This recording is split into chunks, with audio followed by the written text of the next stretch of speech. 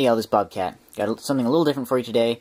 Got an unboxing and a review for you on a Smith & Wesson M&P Shield9. Just got this today, and thought I'd show you what's in here, so let's get started. So the inside is rather unceremonious. Got your actual firearm, which is in this little plastic sleeve thing. Your lock. A safe chamber, or empty chamber indicator. All your paperwork. Oops, goes back on camera.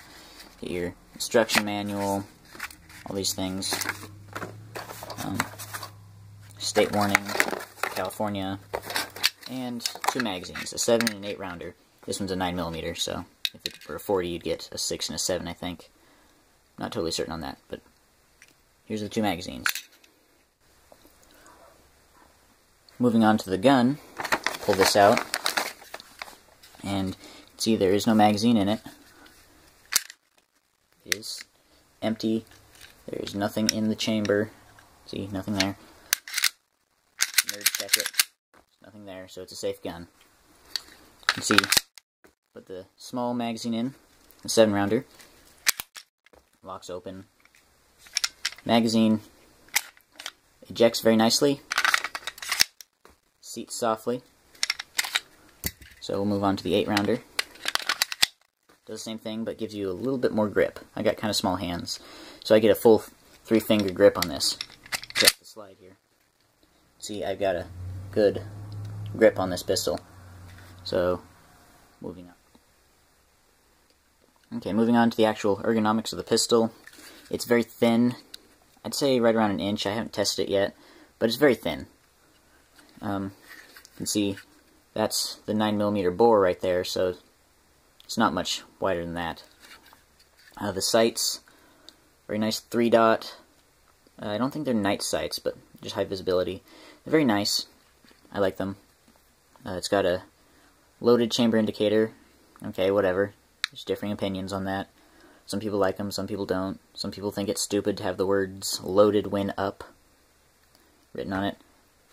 I don't particularly care one way or the other. Moving on to the side, you got your safety lever, which locks the trigger. See, the trigger's moving. Got your slide lock. Slide lock is really tight on this one. It's kind of hard to use. I have to get a 2-thumb grip, and sometimes that doesn't even work when there's no magazine in. So, just go like that. The trigger, it has a trigger disconnect when there's no magazine. So you put the magazine in. Trigger's very nice. The reset is... Sorry, I gotta mess with the magazine here. Reset is right there. It's very positive.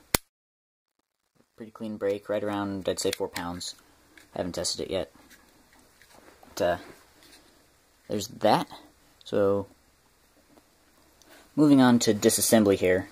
This is kind of difficult with this pistol, I think. I'd like a different system. But then again, maybe I'm just spoiled by my Beretta. I don't know. To start with, make sure it's empty. See, nothing in there. Magazine is empty. To start with, what you're going to do, pull the magazine out. You don't need that. And inside, there's this... You can't see it on my camera. It doesn't show it. But inside, there's this little piece of metal. I'm going to use my empty 3030 casing here. You just take this piece of metal and you flip it down. It's kind of yellow colored. I think it's painted.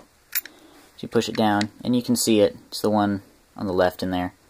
It's kind of shaped like, I don't know, California or something. Anyway, with that down, you take your disassembly lever right here, flip that forward like that, then release your magazine, or your slide, and it comes right off. And then it's just like any other polymer pistol. You got your spring right here, which you just take and compress slightly, pull out. There you go. There's your spring. It's not under a great amount of pressure, so it's not going to come flying out at you. Push your barrel forward, pull it out. There's your barrel. I think this is 3 inches. And here's your slide. And the pistol is completely field stripped. One thing I'd like to talk about while I have the pistol apart is where you want to lubricate it. It's pretty much anywhere there's going to be metal touching on here. This is a polymer frame. It's plastic. They call it Tupperware guns. That's not the actual slogan, but that's what people call these, Glocks and others like them. But anyway, they've got metal rails right here. You can see metal rail here, and here, here, and here. And you just want to lubricate those when you clean your gun. Just put a little drop of oil on each. And that should be sufficient for lubricating the frame. For the barrel, you want to lubricate right here, and then around the tip. You can see, let's see if I can get it in the right spot. You can see the tip is just, not bulged, but it's a little bit wider than the rest. You can see the line there. You just want to put a little bit of lubrication around that.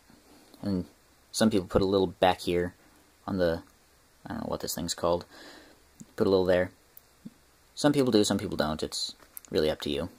And you don't really need to put any lubrication in the slide. Okay, reassembly is a little bit easier than disassembly, I think. Maybe that's just me. Take your barrel, make sure it's oriented correctly, push it in, lock it back. Take your spring, make sure the flat part is facing backwards. You take and you line up the tip up here. Compress your spring just a little bit. Make sure it's not canted sideways like mine is. You want to put it back that way so it's completely straight. Line from here to here is completely straight. You take, line it up with your rails, pull it all the way back, flip the lever here, the disassembly lever, flip it back, so now your pistol should be reassembled, except for that little doingy piece of metal in there.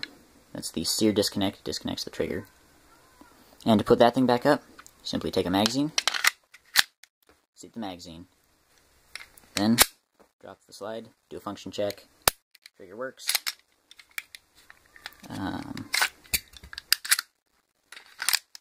Reset, fires perfectly, goes back, goes forward. Okay, so that's disassembly and reassembly. Okay, final thoughts on the Smith & Wesson M&P Shield. This is the 9mm version. I think so far it's a good gun. I like the way it feels. I do have the empty chamber flag in here. I don't know if I'm using it right, but that seems how it should be used. Anyway, as I was saying, I like the way it feels. It's very thin, fits well in my hand. I like the sights. I like the trigger. I just like, it feels a little bit more gunny, air quotes, than other guns, in my opinion. And I like an actual gun. Something you feel it and you know it's there. But on the other hand, this thing isn't too heavy either. It's not a 3-pound block of steel. It's, I don't know, a little over a pound. To maybe under, I don't know. But it's light. It's got a very low bore axis, so it should recoil lightly. And I'll do a shooting review here soon. But until then, I'll leave it at that. So, you can like this video, that helps. Share it, subscribe the channel, not the video. Leave a comment, that's always fun. Check out my blog, Catfootin', link in the description. Check me out on Facebook at the Bobcat in the Woods. Again, link in the description. Probably put a link right about here. So, yeah, I think that's everything. So, this is Bobcat. I'm out.